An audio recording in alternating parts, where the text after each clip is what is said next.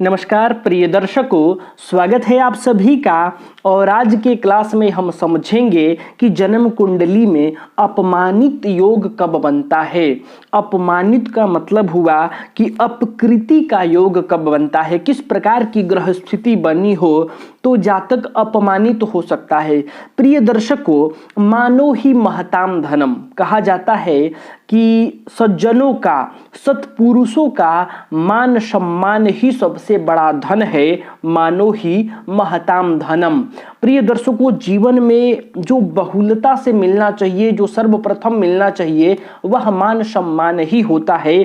तो आज हम समझेंगे अपमानित योग कब बनता है, और इससे पहले समझेंगे कि मान सम्मान का भाव कौन सा होता है जन्म कुंडली में, और किस ग्रह से मान सम्मान आदि का विचार किया जाता है, और जन्म कुंडली में किस प्रकार की ग्रह स्थिति बनेगी तो जातक अपमानित होता है। इस दुर्योग में से, अपमानित योगों में से आज मैं आपको सूक्ष्म एक योग बताने जा रहा हूं जो बहुत ही सरल है, जो आप बड़ी सरलता से ध्यान में रख सकते हैं, याद कर सकते हैं। तो आइए समझते हैं।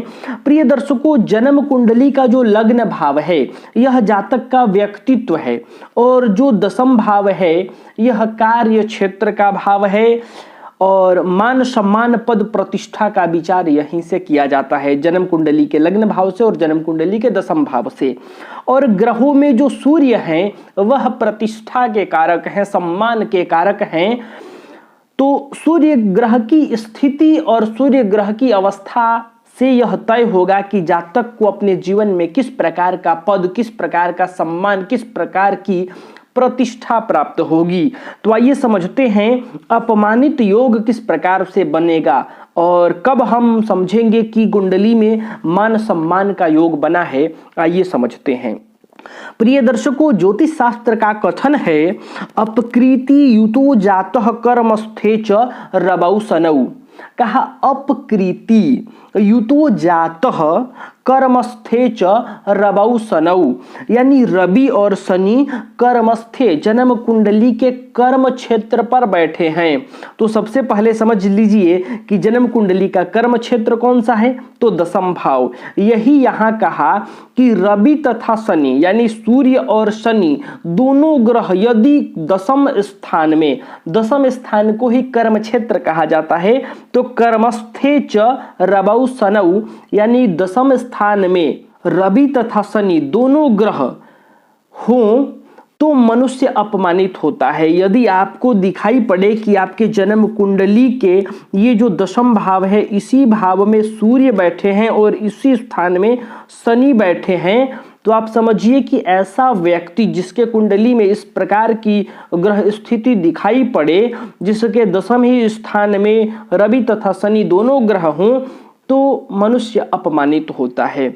यहाँ अपमान का कारण यह है कि शनि मान स्थान, मान सम्मान का स्थान कौन सा है, मैंने बता दिया कि दशम भाव जो है यह मान सम्मान का है, बहुत पहले ही बता दिया। और लग्न भाव से भी जातक का प्रतिनिधित्व करता है यह भाव, तो इस भाव से भी विचार किया जाता है।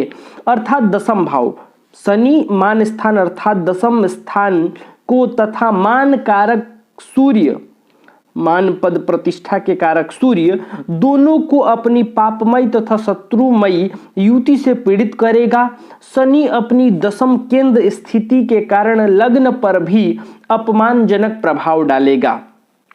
इस वजह से यदि दशम भाव में सूर्य और शनि बैठे हों तो अपकृति योग बनता है, यानी अपमानित योग बनता है। प्रिय दर्शकों, इसके विपरीत जब लग्न, सूर्य तथा दशम भाव सब बलवान हो और पाप प्रभाव से खाली हो तो मनुष्य को यश और कृति तथा महामान की प्राप्ति होती है, जातक को सम्मान पद प्रतिष्ठा की प्राप्ति होती है जब जन्म कुंडली के लग्न भाव, दशम भाव और सूर्य पाप प्रभाव से रहित हो। अब देखिए प्रिय दर्शकों, ये ज्योतिष शास्त्र का एक छोटा सा सूत्र ही था कि अपकृति युतो जातः कर्मस्थे च रवौ शनौ, इसलिए मैंने आपको यहाँ सूर्य और शनि दोनों एक साथ बैठाकर आपको बता दिया।